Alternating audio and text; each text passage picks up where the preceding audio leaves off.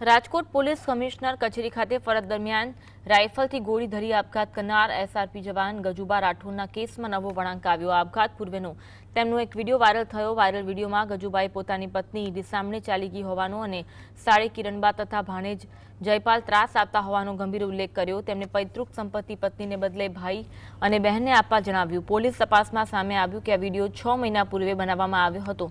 પતિ પત્ની 6 મહિનાથી અલગ રહેતા હતા। જોકે ગજુબા મૈત્રી કરાર કરી અન્ય સ્ત્રી સાથે સંબંધ ધરાવતા હોવાની પણ ચર્ચા છે। પોલીસે મામલે વધુ તપાસ હાથ ધરી છે। મળે ના મળે કદાચ મરી ગયો હું ઘરે ના ગયો તો મારા બા બાપુનો જમીનમાં મકાનમાં જે ભાગ આવ્યો એમાં મારે કાંઈ લેવા દેવા નહીં અને મારે મારી પત્નીને બંધુ નથી।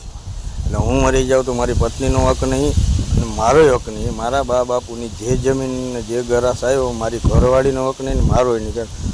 મારી ઘરવાળી મારા ભેગી રહેતી નથી, એની માની ઘરે રહેશે બરાબર। એ જમીન મકાન એને નહીં અને હું મરી જાઉં તો મારા મોતનો જવાબદારી એક જ થાય, બે જ વ્યક્તિ થાય। એક એની બેન કિરણબા જે મને માનસિક ટોર્ચર કરે છે, બીજો એનો ભાણેજ એ જયપાલ જે મને ધમકીઓ આપે બરાબર। આ મારા મોતના બે જવાબદાર રહેશે।